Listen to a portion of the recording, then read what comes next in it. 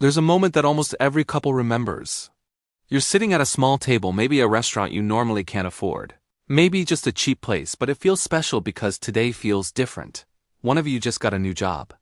You've been living on one income for a long time, counting coins, delaying plans, saying next year to everything. And now, finally, two incomes, you look at each other and laugh. You say things like, life is about to change. You start calculating in your head, double salary, double progress, double security, maybe even double happiness. You promise yourselves something important that night. We're going to save more. We're going to finally get ahead. We're never going to struggle like before. But fast forward 12 months. You're both working more than ever. You're more tired. You're more stressed. You're barely seeing each other. And one night you open your banking app expecting to feel proud. And the savings are lower than when only one of you was working. That moment hits differently. It doesn't make sense. It feels like betrayal. You're working twice as hard, but somehow you're standing still or even going backwards. This is the two-income trap.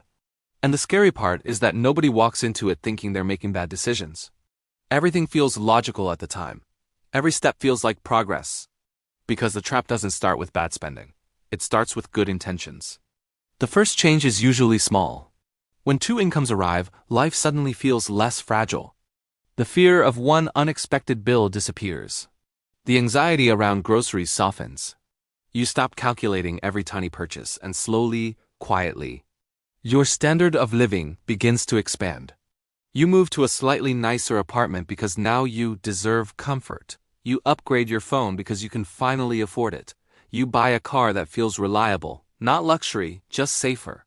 Then maybe a second car because commuting becomes complicated. Nothing here feels reckless. It feels responsible.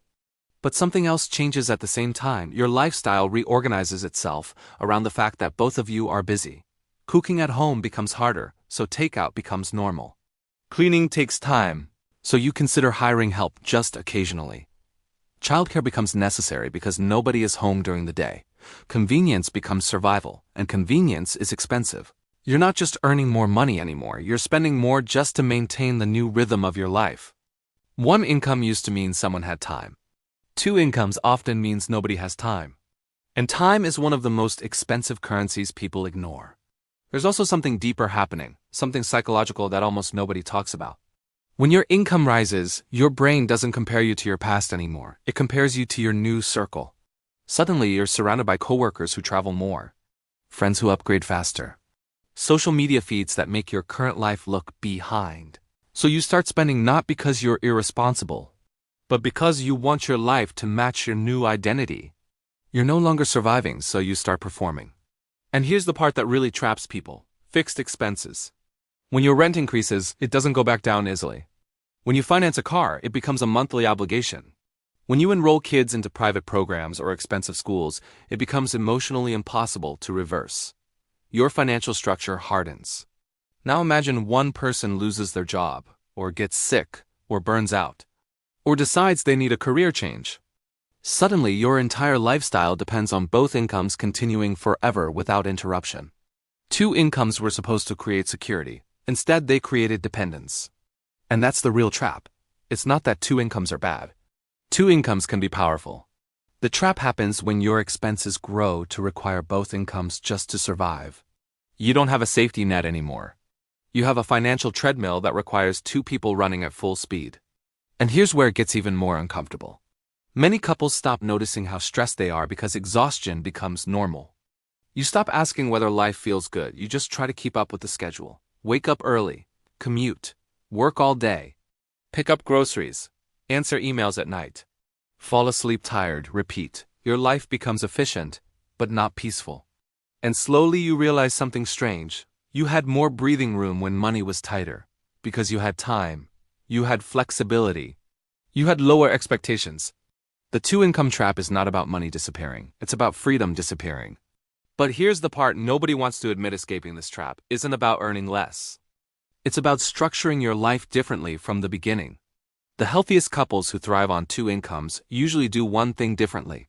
They build their lifestyle as if one income could still carry the essentials. That means housing, food, insurance, basic bills, Everything necessary for survival fits inside one salary. The second income becomes optional power, not required survival. When emergencies happen, life doesn't collapse. When one partner wants to change direction, the family doesn't panic. When burnout hits, there's room to breathe. Another difference is how they treat lifestyle upgrades. Instead of immediately upgrading everything when income rises, they upgrade slowly and intentionally, asking whether each change adds real quality of life or just more obligation. They also guard time like money. They ask questions most people ignore. Will this purchase save us time or create more stress? Will this upgrade bring real happiness or just temporary excitement? Will this commitment make our lives easier or busier? Because the hidden cost of two incomes isn't just financial, it's emotional. Many couples end up feeling like coworkers managing a household instead of partners building a life together. Conversations become logistical instead of meaningful. Romance gets replaced by shared calendars, and suddenly you're earning more money, but feeling less connected. That's a cost nobody calculates. There's also a powerful illusion that tricks people early on, the idea that more income equals more margin. But margin doesn't come from income. It comes from the gap between income and lifestyle. If your lifestyle grows faster than your earnings, you can make twice as much money and still feel broke. You'll recognize the signs if you're in this trap. You feel anxious even though your salary increased. You can't imagine either partner stopping work even temporarily. Your expenses feel heavy and permanent. You keep thinking, once we earn a little more, we'll finally relax. But the finish line keeps moving. So what actually breaks the cycle? First, brutal awareness. Sit down and calculate your essential costs, not your full lifestyle, just survival. Ask whether one income could handle those basics. If the answer is no, you've built a system that depends on perfect circumstances forever. Second, resist lifestyle inflation for at least 1 year after income increases. Let your brain catch up before your expenses do. That waiting period alone can change your financial future. Third, invest in systems that reduce pressure instead of increasing appearances. Emergency funds, insurance, debt reduction. These things don't look exciting on social media, but they create quiet freedom. Fourth, protect your relationship like it's your primary asset. Schedule time together that isn't about logistics or finances. Because a strong relationship multiplies resilience more than any paycheck ever will. And finally, redefine success. Success is not two people running themselves into exhaustion just to maintain a lifestyle that impresses strangers. Success is waking up without fear that one bad week could destroy your entire financial life. Two incomes should feel like expansion, not entrapment. So if you're watching this and you recognize your life in this story, don't panic. You're not irresponsible. You're not bad with money. You just followed a path society quietly encourages: earn more, spend more, upgrade everything. But now you see the pattern. And once you see the trap, you can redesign the game. Start small. Lower one fixed expense. Build 1 month of breathing room. Delay one upgrade. Protect one evening each week for real connection. Because escaping the two-income trap isn't about dramatic sacrifice. It's about small structural changes that slowly give you control again. And here's the truth most people learn too late. The goal was never to have two incomes. The goal was always to have two lives that feel meaningful, secure, and free. If two incomes bring you closer to that, you're winning. But if two incomes only make you busier, more anxious, and more dependent on constant work, then it's time to rebuild your system before the trap tightens further. Because real wealth isn't measured by how many people in your household are working. It's measured by how much freedom your life can survive without fear. Next up, let's dive into the math of being broke, why you pay double for everything. Just click on this video and I'll meet you there.